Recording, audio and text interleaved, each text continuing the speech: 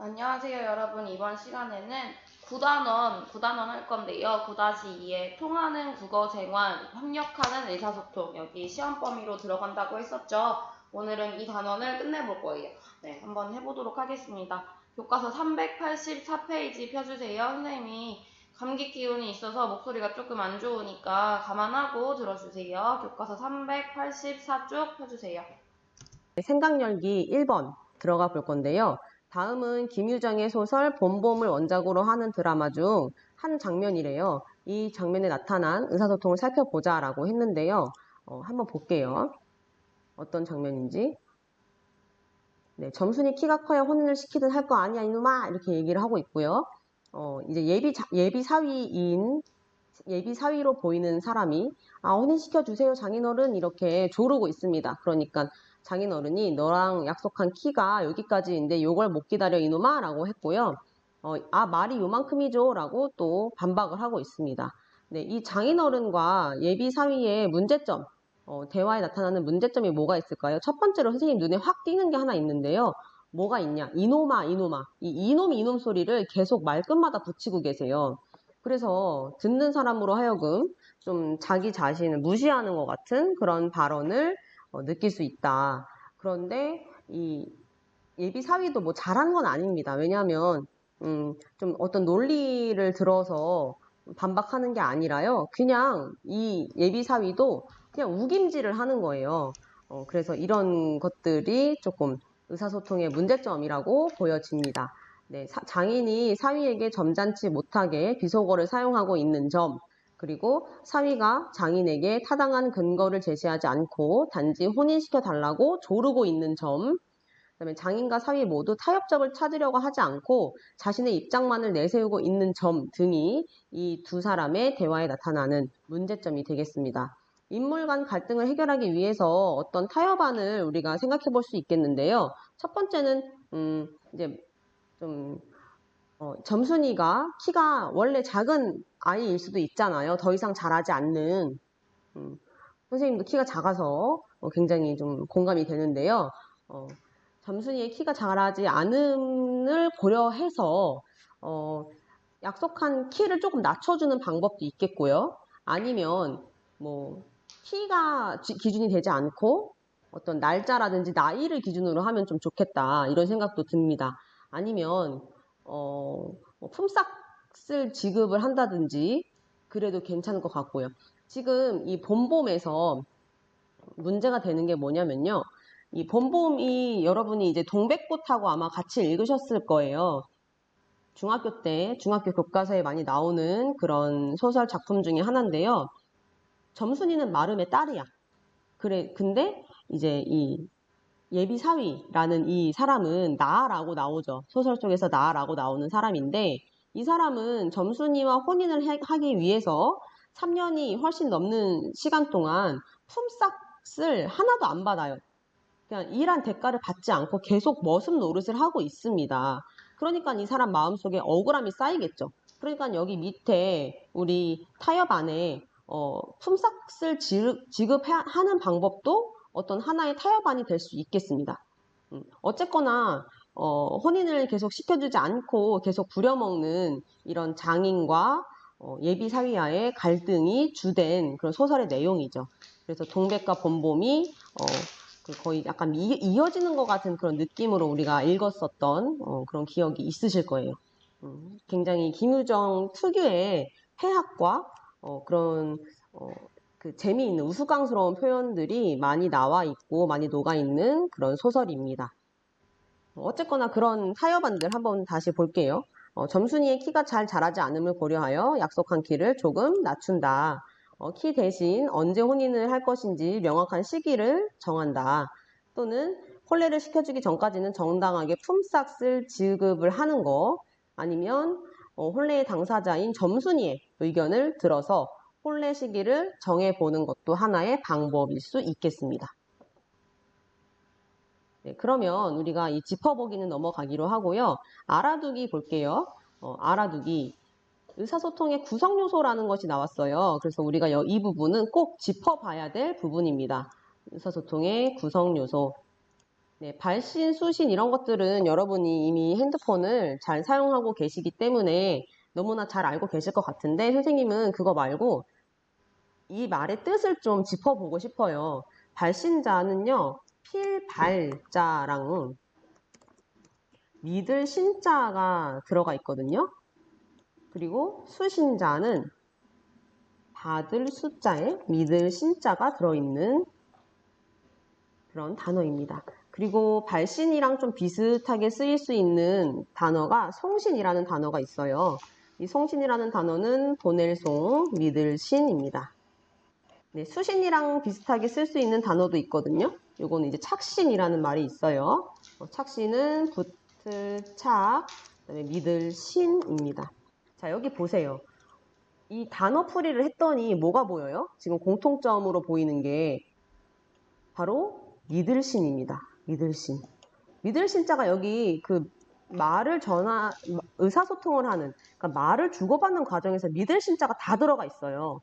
이게 무슨 뜻이에요? 이 말로 하여금 사람에게 신뢰감을 줄 수도 있고 또 어떤 사람을 믿을 수도 있다는 거죠. 그래서 여러분이 좀 이런 것들을 좀 생각을 하면서 의사소통을 하시면 굉장히 좋겠다라는 생각을 해봅니다. 요즘은 이제 보이스피싱이나 그런 것들이 많기 때문에 좀 믿을 신자가 들어가 있는 이런 단어가 좀 무색해지긴 했어요. 그렇지만 우리가 일상생활에서 친구들하고 가족들하고 또 선생님하고 소통할 때만큼은 이 믿을 신자를 좀 생각하면서 의사소통을 했으면 좋겠다라는 그런 말씀을 드려봅니다. 그 다음에 맥락, 또 메시지, 반응 이런 것들이 이제 의사소통의 구성 요소가 되겠는데요. 한번 읽어볼게요. 발신자, 수신자는요, 의사소통의 주체로 듣기 말하기에서는 화자, 청자를 가리킨다 라고 합니다. 네, 메시지는 전원이라는 그런 말이에요. 전하는 말이라는 뜻이고요. 전달할 전이죠. 전할 전자. 그래서 발신자가 전달하고자 하는 내용을 가리킨다 라고 되어 있어요. 반응, 메시지에 대한 수신자의 응답이고요. 맥락은 의사소통이 이루어지는 배경 장면이다. 네, 이거 굉장히 중요하죠. 맥락이라는 거 굉장히 중요합니다. 왜냐하면 우리가 어떤 상황에서 어떻게 주고받은 말인지가 가장 되게 중요할 수밖에 없는 게 그 상황을 알아야 이 사람들의 의사소통의 어떤 바람직하고 바람직하지 않고를 좀 판단할 수 있거든요. 그래서 그런 것들이 맥락이 되겠습니다. 네, 그러면 이제 한 장을 넘겨보셔서요. 의사소통 과정의 점검과 조정이라는 오늘 이제 본격적으로 배울 지문을 들어가 보도록 하겠습니다. 네, 의사소통 과정의 점검과 조정에서는요. 우리가 대체로 우리가 하는 말 또는 듣는 말들의 어떤 점검을 한번 해보고요.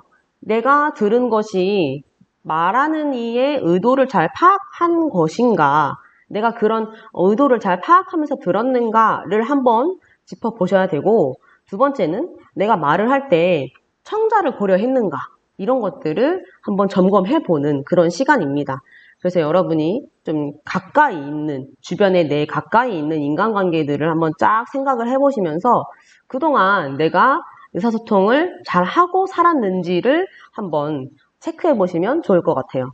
그러면 한번 본문을 들어가 보도록 하겠습니다. 네. 의사소통 과정은 단순히 자신의 생각과 느낌을 상대방에게 전달하는 일방적인 과정이 아니라 상대방과의 역동적인 상호작용을 통해 의미를 구성해 나가는 과정이다 라고 되어 있습니다. 네, 역동적인 상호작용이라는 말 굉장히 중요하죠.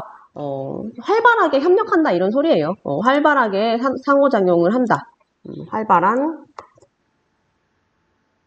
협력이라고 이렇게 이해하시면 되겠습니다. 따라서 원활하고 효과적인 의사소통을 위해서는 의사소통의 목적과 상대방의 반응을 고려하여 수시로 의사소통 과정을 점검하고 조정하면서 능동적으로 듣고 말하는 태도가 필요하다라고 했어요. 자, 여기 목적 중요하죠. 우리가 어떤 목적을 가지고 평소에 의사소통을 하는가를 한번 생각해보면요. 첫 번째는 정보 전달이 가장 많아요. 그리고 친교의 기능도 있고요. 그 다음에 정서를 표현하는 그런 말하기도 있습니다. 그다음에 뭐 설득을 하려는 그런 말하기도 있겠죠. 그래서 이런 것들이 이제 우리가 의사소통하는 목적, 내가 꼭 말하고자 하는 것뿐만 아니라 뭔가를 듣고자 할 때도 이런 목적들이 제일 많습니다. 그죠?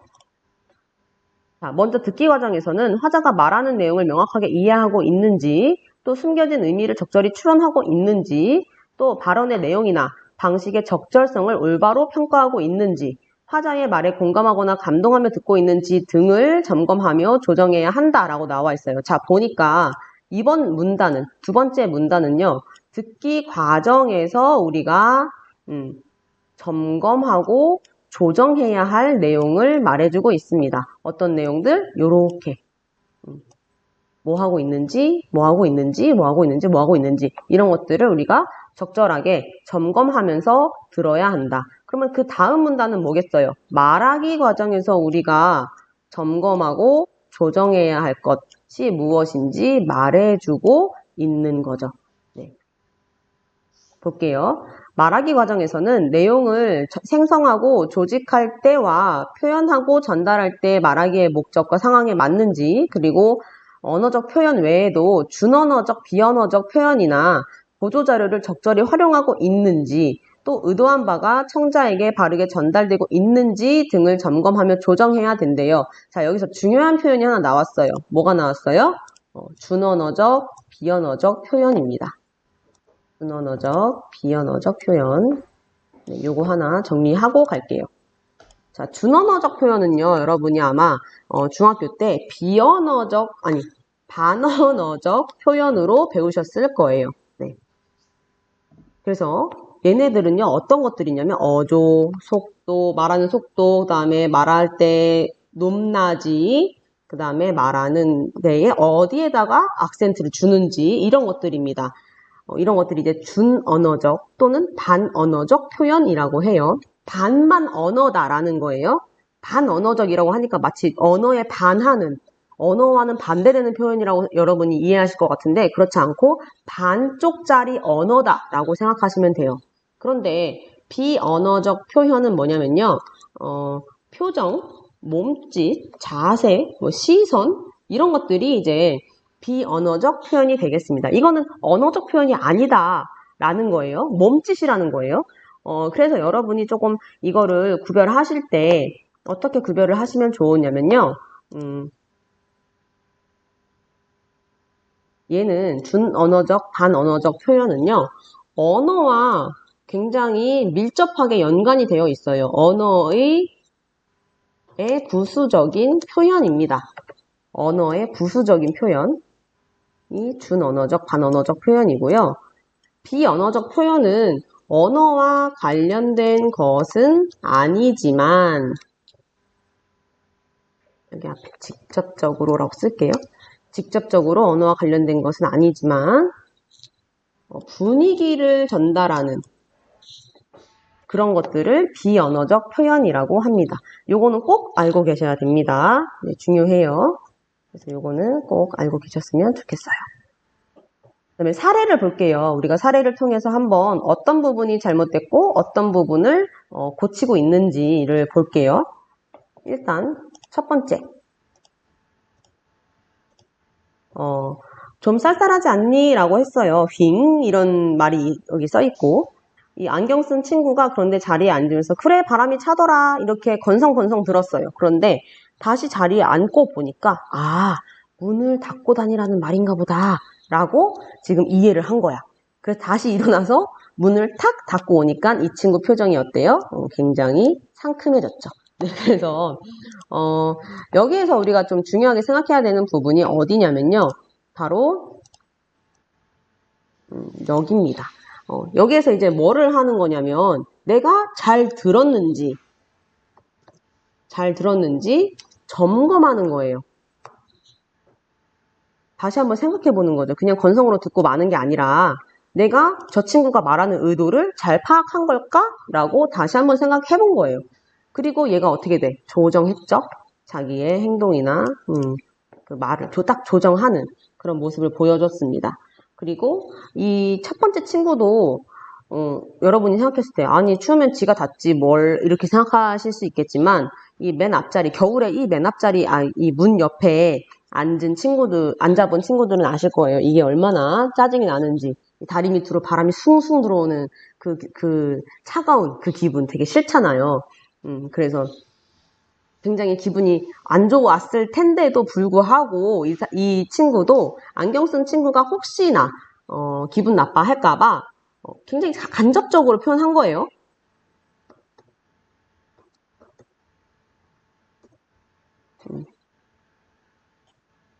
이렇게 볼 수 있겠습니다. 그럼 우리가 이제 첫 번째 사례는 잘 살펴봤고요. 이제 두 번째 사례로 가보겠습니다.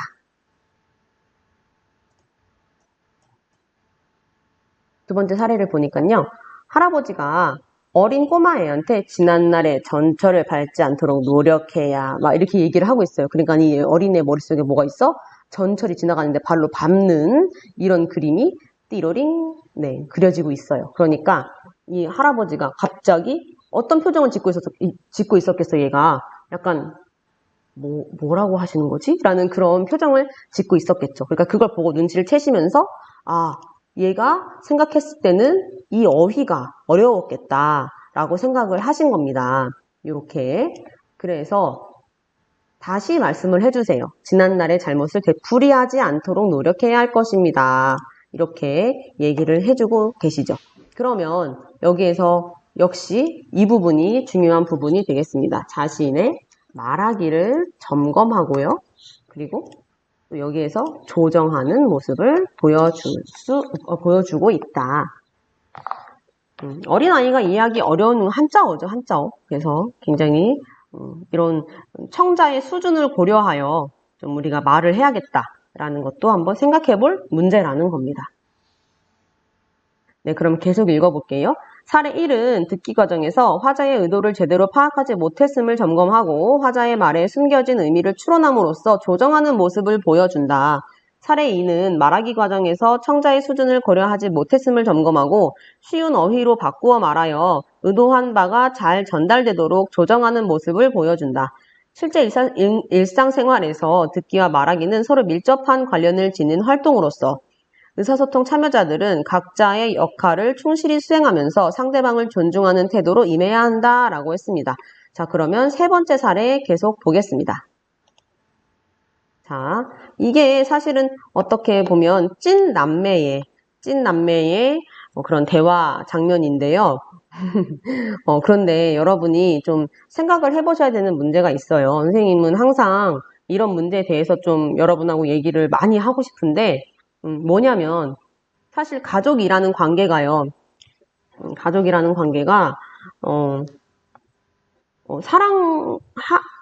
세상에서 가장 사랑하는 존재이기도 하면서 또 가장 가까운 존재이기도 하면서 매일 봐야 하는 내 인생에서 떨어뜨릴 수 없는 그런 사람들이잖아요. 그럼 이 사람들한테 더 말조심을 해야 되거든요. 근데 여러분들이 조금 가족이어서 가장 사랑하고 가장 가깝다는 이유로 가장 편하고 가장 만만하게 대하지는 않고 있는지 한번 생각을 해봐 주시고요. 분명히 여러분 엄마 아빠한테까지는 그렇게는 안 하시겠지만 좀 형제 자매, 또 오빠라든지 뭐 언니라든지 아니면 동생들에게 내가 말을 어떻게 하고 있는지 한 번만 생각해 보시면 좋을 것 같아요. 여기 한번 볼게요. 남동생이 누나가 이렇게 책을 읽고 있었는데요. 들어오면서 이렇게 얘기합니다. 누나, 지구온난화에 대해 쓴 글인데 좀 봐줘. 이렇게 얘기합니다. 그러니까 누나가 귀찮게 이렇게 얘기합니다. 그러니까 북극곰은 그렇다 치고 태평양 쓰레기섬은 또 뭐니? 라고 물어보니까 그것도 큰 문제라던데? 이렇게 얘기했어요. 그러니까 너 도대체 개요는 작성하고서 글을 쓰는 거니? 이렇게 물어봤어요. 그러니까 남동생이 개요가 뭐야? 하니까 너 개요도 몰라? 개요를 작성해야 짜임새 있는 글을 쓰지. 이렇게 얘기했습니다. 그러니까 남동생도 이제 기분이 상했어요. 잘났어 정말 뭐 이렇게 하고 끝나는 이런 장면인데요. 이 장면을 보고 여러분이 어떤 걸 느끼시는지 한번 같이 얘기를 나눠보고 싶은데 안타깝게도 우리가 이렇게 온라인으로 만나고 있기 때문에 같이 이야기 나누기는 좀 어렵겠고요. 선생님 이야기를 좀 해볼게요. 선생님도 남동생이 있는데 이렇게 돌아보면 내가 되게 무시한 적이 많은 것 같아. 그런 생각이 지금 되게 많이 들어요. 그래서 어떻게 보면 내가 그렇게 걔를 많이 무시했는데 아직까지도 누나 하면서 잘 따라주는 것이 고맙기도 하고 그쵸? 이 누나의 문제점 뭐냐면요. 일단 동생을 굉장히 무시합니다. 그리고 퉁명스러운 말투로 얘기하고요. 시종일관 불친절한 태도를 보여주고 있습니다. 동생의 문제점은 뭘까 그러면? 동생은 이제 문제점이 없다고 생각을 하실 것 같은데 선생님이 봤을 땐 선생님이 이제 누나니까 보여요. 이 동생이 잘못된 점. 뭐냐? 첫 번째 잘못한 거. 이 누나도 책을 읽고 있었거든요. 그런데 갑자기 문을 벌컥 열고 들어와서 이것 좀 봐줘. 그냥 침입을 하는 거예요. 침입. 한마디로. 그래서 동생도 조금 먼저 배려해줬으면 좋았겠다. 배려가 좀 부족하고 그다음에 감정적으로 마지막에 대응하고 있는 모습을 보여주고 있습니다. 그래서 이거에 대해서는 우리가 뒤에 학습활동에서 좀 수정해보는 작업을 할 거예요. 그래서 그때 다시 한번 보도록 하고요. 사례 3에서는 누나는 동생에게 불친절하게 말하고 동생도 누나의 말에 감정적으로 반응함으로써 원활한 의사소통이 이루어지지 않고 있대요. 이렇듯 의사소통이 원만하게 이루어지지 않으면 자칫 갈등 상황으로 이어질 수도 있대요. 의사소통 과정에서 참여자들이 서로 배려하며 협력적으로 의미를 구성함으로써 의사소통의 목적을 달성하고 바람직한 관계를 형성해 나갈 수 있다라고 되어 있네요. 네, 그럼 여기에서 이제 뭐 우리가 밑줄 칠 만한 부분은 바로 이겁니다. 뭐 갈등 상황. 그래서 우리가 이 의사소통 이 단어를 중요하게 여러분이 좀 생각하셨으면 좋겠는 게 뭐냐면요. 의사소통은 인간관계와 굉장히 밀접한 연관성을 가지고 있습니다. 네. 그래서 여러분이 좀 의사소통에 관련된 것만 잘 이렇게 숙지를 하고 계셔도, 이렇게 사회생활을 나중에 하실 때, 대학생활, 사회생활을 하실 때 굉장히 유리할 수 있고, 또 이제 말 한마디로 청량빛을 갚는다고 하죠. 그래서 그런 것들도 여러분이 느껴보실 수 있을 거예요. 그래서 실생활과 굉장히 밀접한 단원이다라는 거 여러분이 다시 한번 상기해 주시고 꼭 이렇게 예쁘게 말을 하지 않더라도 최소한 기분 나쁘지는 않게 그렇게 좀 말을 해주셨으면 좋겠습니다. 네, 그러면 다음 장으로 넘어가서 우리 학습 활동을 한번 보도록 하겠습니다. 네, 가라에서 각각 듣기 말하기 과정의 점검과 조정이 어떻게 이루어지고 있는지 살펴보자고 했는데요. 각각 상황들이 다 달라요. 가의 상황, 나의 상황, 다의 상황, 나의 상황이 다 다른 지금 상황이고요.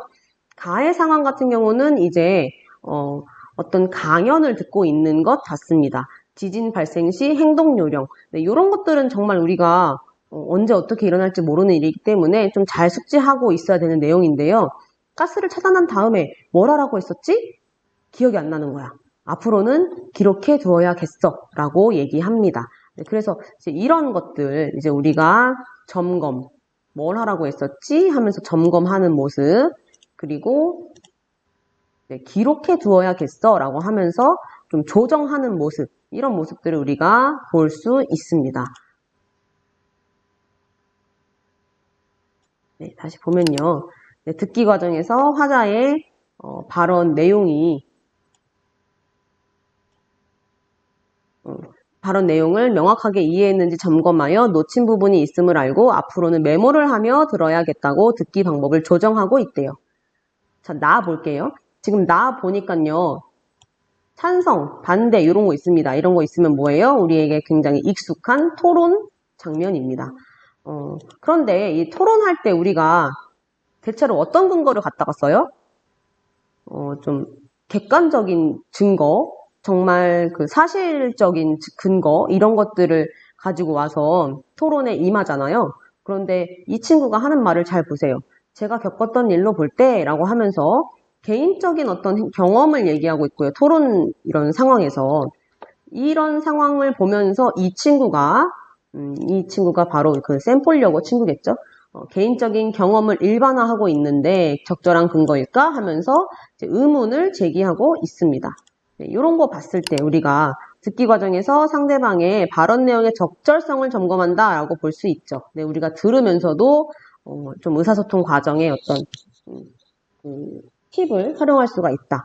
상대방이 제시한 근거가 타당한 것인지에 대해 의문을 제기하고 있습니다. 그래서 우리가 듣기 활동을 할 때도 말하기뿐만 아니라 들으면서도 굉장히 유의하면서 점검하면서 들어야 한다는 것. 그다음에 바로 내려가 볼게요. 조심 좀 하지 않고 라고 얘기했습니다. 그러면서 이 사람이 시간을 내서 친구의 병문안을 와놓고 처음에 만나서 하는 얘기가 이런 얘기인 거야. 조심 좀 하지. 근데 이게 이제 속상해서 하는 소리겠죠. 좀 이 친구한테 충고를 해주려고가 아니라 아마 너무 친한 친구이기 때문에 속상해서 자기도 모르게 이런 말이 나온 것 같은데 이런 말을 하고 나서 속으로 점검을 하는 거죠. 아, 좀 더 다정하게 위로를 건넬 걸. 이건 뭐야? 어떤 상황 맥락을 고려하는 거죠. 상황 맥락을 고려하면서 아, 얘가 맞다. 얘 아프지? 라고 하면서 특히 정말 얘기하고 싶은 게 친구들이 아플 때 더더욱 말조심을 해야 됩니다. 왜냐면 몸과 마음은 이어져 있거든요. 그래서 몸이 아플 때는 마음도 약해져 있어. 그래서 몸이 아플 때 말을 함부로 하잖아? 그러면 그게 마음에 남아요. 그래서 절대 친구들이 아플 때 너 또 아파? 뭐 이런 식으로 얘기를 한다든지 아니면 뭐 너 왜 이렇게 약골이야? 뭐 이런 식으로 얘기한다든지 그런 얘기 농담으로라도 하지 않으셨으면 좋겠어요. 그 사람 마음에는 상처가 될 수 있기 때문에 그냥 평소에는 이 친구가 농담도 잘 받아주고 쿨한 친구였는데도 아플 때는 달라져요. 그래서 여러분이 그런 것들 조금 조심해줬으면 좋겠습니다. 그래서 이런 거 다시 한번 보면 말하기 과정에서 상황에 맞게 발언이 이루어졌는지 점검하고 병문안이라는 상황에 맞게 상대방에게 위로하는 말하기가 필요했음을 깨닫고 있대요. 자, 나와 볼게요. 자, 여기 보니까요. 면접 상황입니다. 네, 면접관들이 쫙 앉아 있고요. 안녕하세요. 저는 누구누구라고 합니다. 이렇게 얘기를 하면서 밝은 표정과 씩씩한 말투로 좋은 인상을 남겨야지 이렇게 생각하고 있어요. 자, 그런데 이제 면접이 이렇게 나왔으니까 하는 말인데 정말로 면접 때는요. 내가 얼마나 말을 조리 있게 하는가 보다는 얼마나 자신감 있는 태도로 당당하게 그 좋은 인상을 남길 수 있는가가 조금 더 중요한 것 같아요. 그래서 여러분이 조금 면접과 관련돼서 좀 연습을 많이 하셔야 되는데 우리가 겨울방학 때 그 국어 보충 시간에 그런 면접 연습 같은 걸 좀 하려고 해요. 그래서 여러분이 보충에 많이 나와주셨으면 좋겠다 라는 말씀을 드립니다. 네, 막간을 이용해서 홍보를 좀 했습니다. 네. 말하기 과정에서 적절한 비언어적, 준언어적 표현의 활용을 점검, 조정하고 있다. 밝은 표정과 씩씩한 말투 이런 것들. 밝은 표정은 뭐가 되겠어요? 비언어적인 그런 표현이 되겠고 씩씩한 말투 이런 것들은 준언어적 표현이 되겠죠. 면접 상황에 알맞은 표정과 말투를 활용하려 하고 있대요. 그래서 이런 것들은 참 바람직한 그런 듣기 말하기 활동이 되겠습니다. 자, 그러면 2번으로 내려가 볼게요. 이거는 여러분이 굳이 필기하지 않고 그냥 눈으로만 보셔도 될 것 같아요. 의사소통 참여자들이 지녀야 할 태도를 고려하여 아까 3번 다시 한번 보자고 했잖아요. 이 부분이 바로 3번 부분입니다. 자, 동생이 처음부터 이런 식으로 나왔으면 참 좋았겠지. 지금 보니까 어때요? 아, 너무 듣기 좋다. 이런 생각 들지. 누나 바쁜데 미안.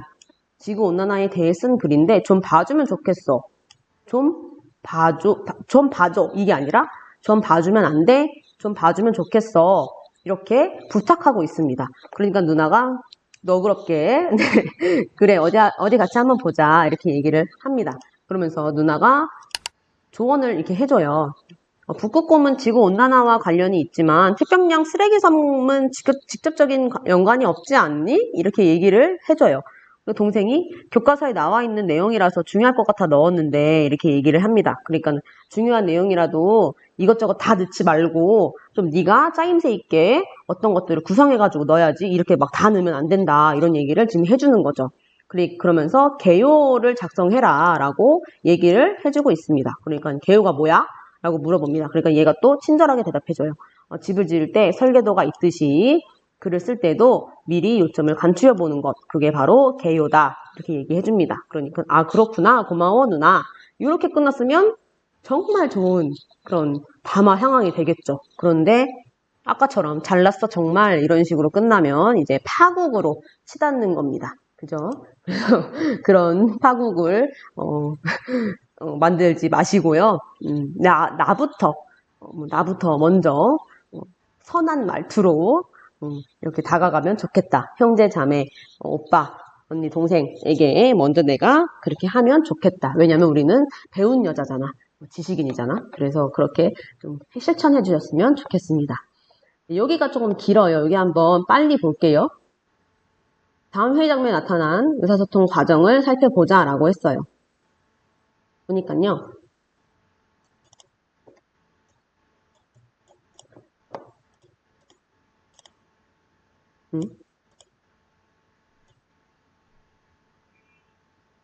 네.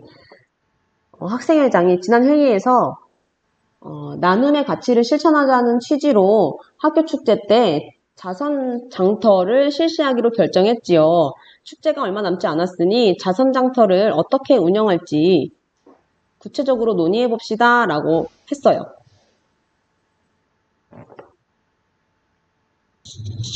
네, 그러니까 문화부장이 뭐라고 했냐면 자선 장터의 성격상 봉사부에서 자선 장터를 운영하는 게 맞지 않을까요?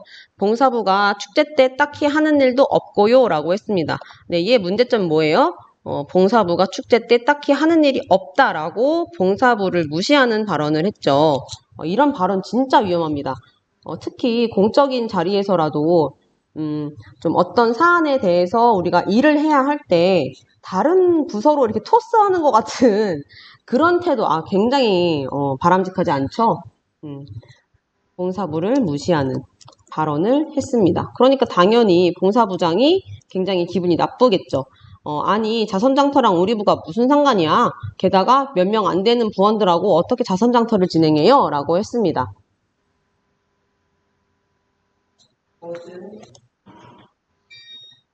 네, 그러니까 봉사부장이 또 잘못한 건 뭐가 있냐면요. 자선장터랑 우리 부가 무슨 상관이야? 라고 하는 이 말투, 이 반말투 부적합하죠? 왜냐하면 회의를 하는 어떤 공식적인 자리잖아요. 공식적인 자리에서 반말투로 이야기하는 이런 잘못을 또 저질렀고요. 게다가 몇 명 안 되는 부서원들하고 어떻게 자선장터를 진행해요? 라고 이렇게 얘기를 했습니다.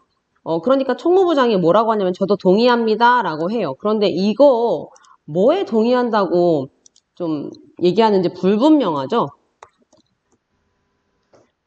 불분명합니다.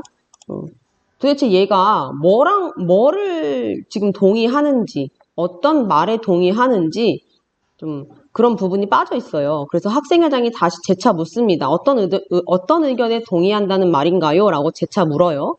그러니까 총무부장이 아무래도 봉사부원만으로는 자선장터 진행이 버거울 것 같다고요. 라고 얘기합니다.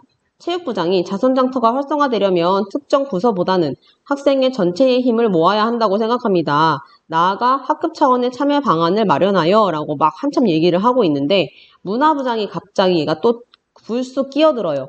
우리 부서는 전시회를 운영하는 것만으로도 시간이 부족해요. 그리고 학급별로 자선장터를 하자는 것도 말이 안 돼요. 막 이런 거. 너무 회의하기 싫어지죠. 이런 사람이랑. 네.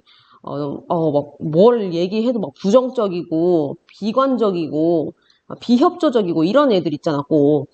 이런 사람들이랑은, 굉장히 회의가 진행하기가 어렵죠. 어쨌거나, 이 문화부장이 첫 번째로 한 실수는 뭐냐면, 여기서 또, 불쑥 끼어든다는 거죠. 우리 이거, 그, 고전수필에서 뭐라고 나왔었어요? 초설이라고 나왔었죠, 초설. 다른 사람 말을 끊는 거.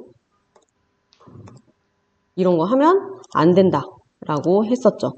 굉장히 기분 나쁠 수 있어요.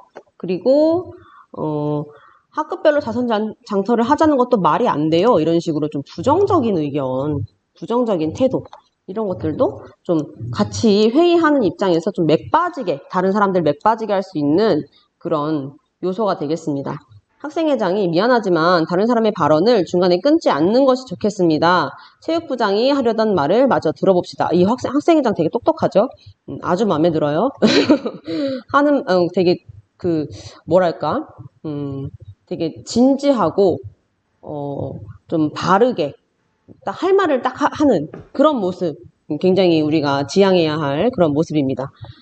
체육부장이 학급별로 자선장터를 실시하자는 건 아니고 무엇보다 자선장터 물품들을 풍부하게 모으는 것이 관건이므로 우리가 이거 해봐서 알잖아요. 그죠? 우리 예전에 자선장터 했었는데 물건이 생각보다 많이 안 들어와서 계속 미뤄졌던 기억이 있죠. 그래서 그게 바로 관건이다. 그래서 이를 각 학급에서 맡으면 효율적일 것이라는 의견입니다. 라고 한 거고요. 홍보부장이 좋은 의견이네요. 이렇게 긍정적인 반응 아주 좋죠. 그러면 학생의 일이 많이 줄어들겠습니다. 저희 부서는 열심히 홍보하여 자선장터에 보다 많은 학생들이 참여할 수 있도록 유도하겠습니다. 라고 했고요. 체육부장, 전시회를 맡았으니 문화부는 배려해주고 저희 부와 총무부, 봉사부에서 자선장터 물품 판매를 맡으면 되지 않을까요? 라고 하니까 좋습니다. 이렇게 모두 이렇게 협조적인 모습 아주 좋죠. 그러니까 학생회장이 의견을 모아주셔서 감사합니다. 여러분의 노력으로 다른 해보다 더욱 뜻깊은 학교 축제가 될 것으로 기대됩니다. 라고 이렇게 마무리하고 있습니다. 회의를. 넘겨보시면 여기 필기할 부분이 조금 있습니다. 한번 같이 정리해 볼게요. 다음 부분에 나타난 듣기 말하기의 적절성을 판단하고 그 까닭을 써보자 라고 했어요. 자, 다음 부분. 첫 번째, 봉사부장이 아니 자선장터랑 우리 부가 무슨 상관이야? 라고 반말투로 이야기한 거 적절하지 않습니다. 네, 총무부장 저도 동의합니다. 라고 했는데 뭘 동의하는지 제대로 말하지 못했어요. 그래서 적절하지 않은 말하기이다. 불명확하여. 그 다음에 학생회장이 어떤 의견에 동의한다는 말인가요? 라고 다시 한번 재차 물어본 거는 어떤 말하기일까요? 불명확한 발언을 들은 후에 그 발언이 무엇을 의미하는지 확인하기 위해서 다시 한번 질문을 하고 있는 것이므로 적절한 듣기 자세가 되겠습니다. 그래서 여기서 적절하지 않은, 또 적절한 이렇게 여러분이 필기를 해주시면 되겠습니다. 반말을 사용하는 것은 적절하지 않은 말하기이다. 공적인 의사소통 상황에 비추어 이렇게 그 다음에 무엇에 동의하는지가 불명확하여 네, 그 다음에 그 발언이 무엇을 의미하는지 확인하기 위한 질문을 하고 있으므로 적절한 듣기 자세이다. 이렇게 필기해 주시면 되겠습니다. 그러면 다음 부분으로 넘어갈게요. 자, 2번 홍보부장과 비교할 때 문화부장의 의사소통 태도에 문제가 있다면 무엇인지 생각해보자 라고 했어요. 그러면 문화부장이 대체로 좀 바람직하지 않은 의사소통의 어떤 태도를 보여주고 있었는데요. 홍보부장이 일단 다른 사람의 의견을 존중하고 있는 거에 반해서 문화부장은 상대의 발언을 중간에 끊고 말이 안 돼요 라고 하면서 부정하거나 상대를 무시하는 듯한 그런 태도 그런 것들이 있었습니다. 그래서 이런 것들이 문제가 될 수 있다. 이런 사람이랑은 사실 말하기조차 싫어집니다. 그래서 여러분이 절대 이런 실수를 범하지 않도록 주의해 주시기 바랍니다. 네, 그러면 3번은 여러분이 한번 각자 해보시고요. 이거는 모둠별로 하는 활동이기 때문에 이쪽은 모둠별로 하는 활동이기 때문에 네, 나중에 한번 시간이 되면 해보도록 하겠습니다. 네. 그 다음에 넘겨서 우리 다음 페이지 협상을 통한 문제 해결도 계속 이어서 나가볼게요. 392페이지 계속 이어서 하겠습니다. 집중! 첫 번째로 배울 지문은 협상을 통한 문제 해결이라는 지문인데요. 여러분이 일상생활 속에서 친구들하고 어떤 이해관계를 이제 타협하는 그런 과정을 협상이라고 하죠. 그래서 여러분이 이미 많은 경험을 통해서 협상을 해보셨을 텐데요. 이번 시간에는 협상에서도 협상의 과정을 배워보도록 하겠습니다. 협상의 과정은 첫 번째로는 시작 단계가 있습니다.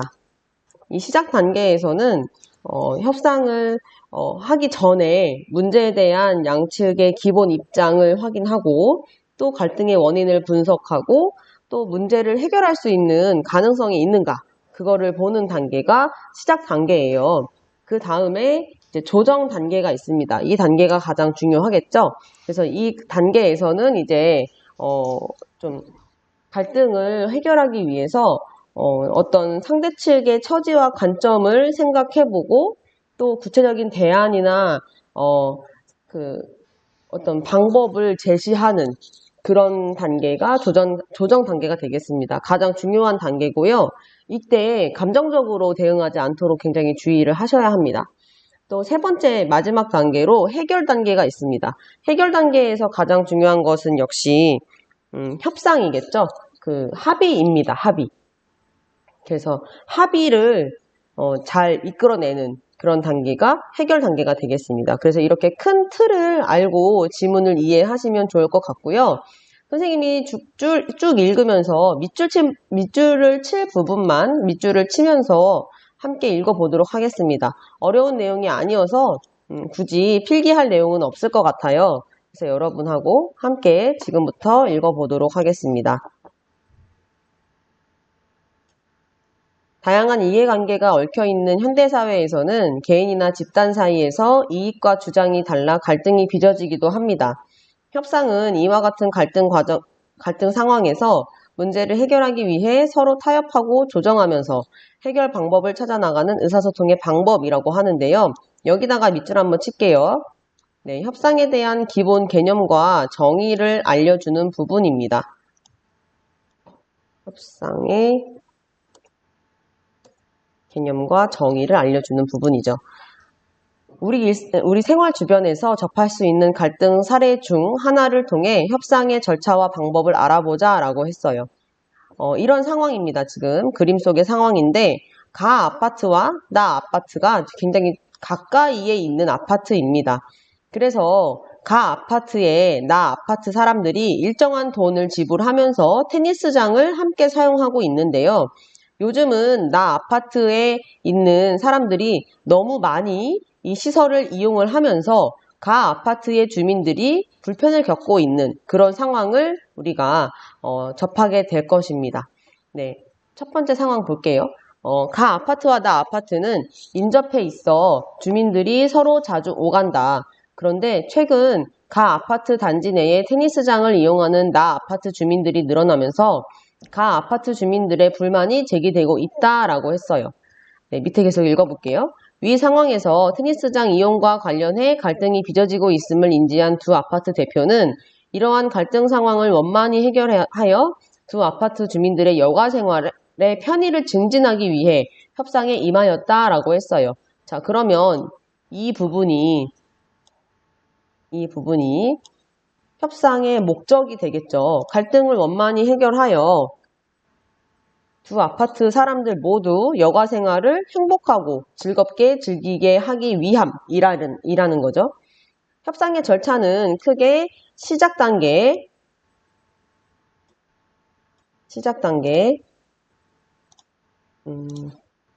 그다음에 조정 단계, 해결 단계로 나누어 볼 수 있다라고 나와 있고요.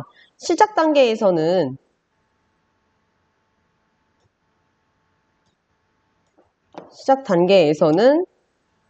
문제에 대한 양측의 기본 입장을 확인하는 단계로서 협상 참여자들은 갈등의 원인을 분석하고 문제를 해결할 수 있는 가능성이 있는지 확인하는 그런 단계가 되겠습니다. 네, 지금 이런 상황이죠. 가 아파트 대표가 이렇게 얘기합니다. 최근 나 아파트 주민들의 테니스장 이용이 늘면서 저희 아파트 주민들이 불편을 겪고 있습니다. 이 문제가 지속된다면 불가피하게 나 아파트 주민들의 테니스장 이용을 금지할 수밖에 없습니다. 라고 되어 있습니다. 네, 나 아파트 대표 볼게요.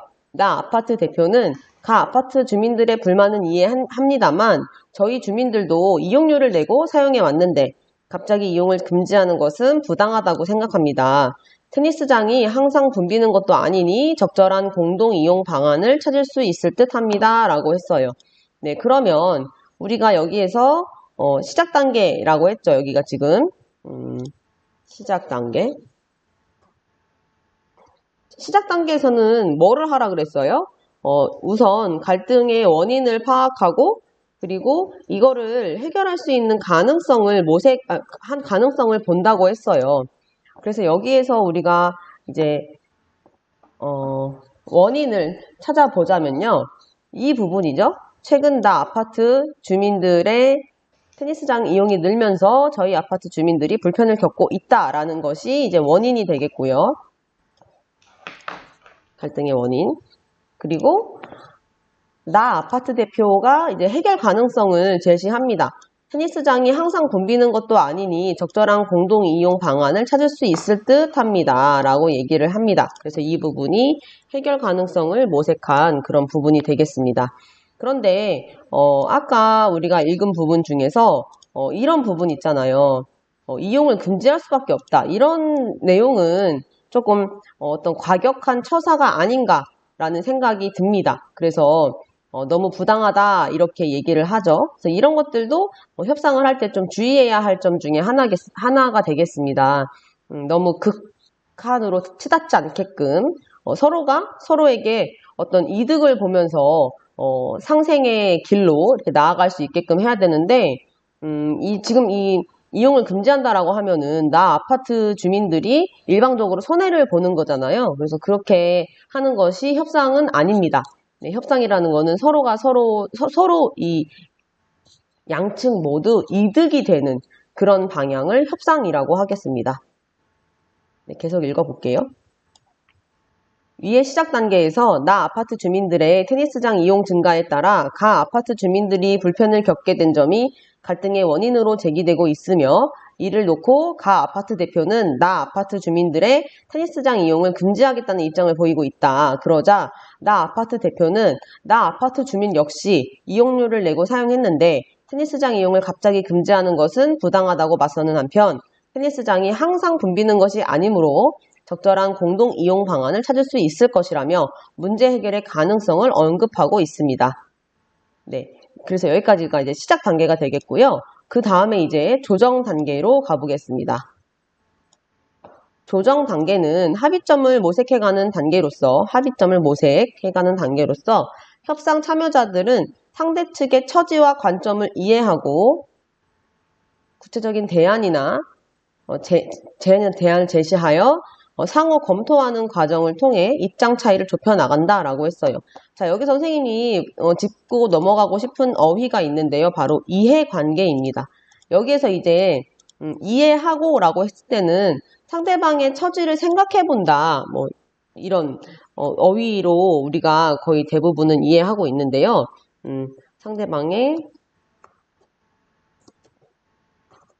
헤아린다. 이런 의미로 이해를 하고 있는데 이제 고등학교 과정에서는 어떤 사람들 간의 이해관계라고 하면 이거는 서로가 서로를 배려해주고 뭐 헤아려주고 이런 관계가 아니라요.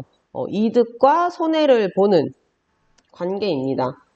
그 이득과 손해가 이제 얽혀있는 그런 관계죠. 그래서 이 이해관계라는 말은 약간 정치적인 어휘가 되겠습니다. 이런 것들도 우리가 꼭 알고 계셔야 문맥 속에서 헷갈리지 않겠죠. 그 다음에 협상에서는 타당한 근거와 논리를 통해 상대방의 주장을 반박하면서 협상의 목표를 달성하는 것이 중요하대요. 감정적으로 대처하지 말라는 소리예요. 그러나 일방적으로 자신의 입장만을 주장하게 되면 성공적인 협상이 이루어질 수 없기 때문에 상대방이 원하는 바를 충족하기 위한 방안도 모색해야 한다라고 합니다. 즉, 협상에서 최선의 합의안을 이끌어내기 위해서는 양측 모두에게 이익이 되는, 선생님이 아까 말했죠? 네, 양측 모두에게 이익이 되는 타협안이 굉장히 중요합니다. 누구 한편이 손해를 보면 안 된다라는 거죠. 네, 넘어가 볼게요. 그래서 이렇게 또 아파트 대표들이 어떤 이야기들을 하고 있는데요. 가 아파트 대표부터 보겠습니다. 말씀하신 대로 평일 낮 시간대에는 별 문제가 없습니다만 퇴근 후 저녁 시간이나 주말의 경우에는 나 아파트 주민들까지 몰려 대기 시간이 길어지고 있습니다. 저희 주민들의 편의가 우선이므로 나 아파트 주민들은 평일 낮 시간대에 한해 테니스장을 이용하는 것이 좋겠습니다. 라고 했어요. 그럼 첫 번째로 어떤 대안을 우리에게 지금 주고 있는데요. 어떤 해결 방안이었냐면요. 나 아파트 주민들은 평일 낮 시간대에 한해 테니스장을 이용하는 것이 좋겠다라는 첫 번째 대안을 제시를 했어요. 그러니까 나 아파트 대표가 뭐라고 하냐면 저희 주민들도 대부분 퇴근 후나 주말에 테니스장을 이용하는데 평일 낮 시간대로 제한하는 것은 이용을 전면 금지하는 것이나 다를 바 없습니다. 어떤 대안 첫 번째 해결 방안의 문제점을 얘기를 하죠. 그러면서 대신 다른 아파트 단지의 경우처럼 요금 체계를 이원화하여 저희가 조금 더 비용을 지불하는 방식으로 수요를 줄이는 방안이 나을 듯 합니다. 그래서 요금 체계를 이원화하여 저희가 조금 더 비용을 지불하는 방식으로 수요를 줄이는 방안이 나을 듯 합니다. 라고 했습니다. 그러니까 돈을 더 내게끔 하면 조금 사람이 줄지 않겠냐? 이렇게 얘기를 하는 거죠. 그러니까 이 내용에 대해서 또 반박을 합니다. 그럴 수도 있겠지만 두 아파트 단지가 매우 인접해 있어 요금 체계를 통한 수요 감소 효과가 과연 있을지. 그러니까 가까우니까 돈을 더 낸다고 해도 이 가깝다는 것의 편의성이 굉장히 크기 때문에 사람들이 돈 더 주고 이용하지 않을까요? 다른 데 가느니 여기 이용하는 게 더 좋으니까 여러모로 좋으니까 과연 수요 감소 효과가 일어날지 그것이 의문이다라고 이렇게 문제 제기를 합니다. 대신 저희가 예약 제도를 시행할 계획이니 혼잡한 시간대에 최대 수용 인원의 20% 정도를 나 아파트 주민들께 할애해드리면 어떨까요? 라고 얘기를 했어요. 이제 또 다른 해결 방안을 제시를 합니다. 그러니까 나 아파트 대표가 저희 주민들이 이용할 수 있게 인원을 할애해 주신다니 감사합니다. 네, 이런 표현 굉장히 좋죠. 또 예약 제도가 시행되면 오래 대기할 필요가 없어지는 장점도 있을 듯 합니다. 다만 저희 아파트의 여가시설을 가 아파트 주민들께 개방할 테니 할애 비율을 좀 더 높여주시면 좋겠습니다. 라고 했어요. 또 다른 해결 방안에 대한 보완책을 제시하고 있습니다. 그래서 20% 말고 한 30% 정도 안 될까요? 대신에 우리 아파트의 여가시설도 가 아파트에게 전면 개방하겠다. 이렇게 얘기를 합니다.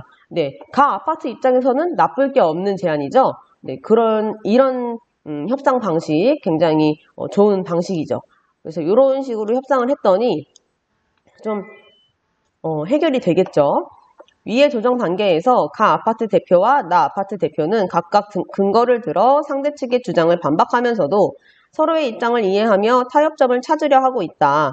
가 아파트 대표는 평일 낮 시간대에 한해 나 아파트 주민들이 테니스장을 이용할 것을 제안했다가 상대 측의 사정을 고려하여 혼잡한 시간대에 최대 수용 인원의 20%를 양보함으로써 나 아파트 대표의 요구를 일정 정도 받아들이고 있다.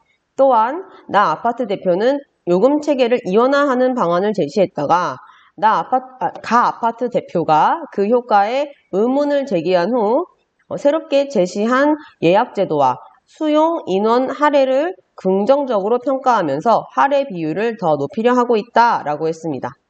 네, 계속 볼게요. 여기까지가 이제 조정 단계가 되겠고요. 마지막 해결이 어떻게 됐는지 한번 봅시다. 해결 단계에서는 제시된 대안들을 재구성하며 합의에 이르는 단계입니다. 해결 단계는 합의라는 키워드가 가장 중요한 키워드가 되겠습니다. 협상 참여자들은 타협과 조정을 통해 최선의 해결책을 마련하여 문제를 해결하고 합의한다라고 했어요. 가 아파트 대표 볼게요.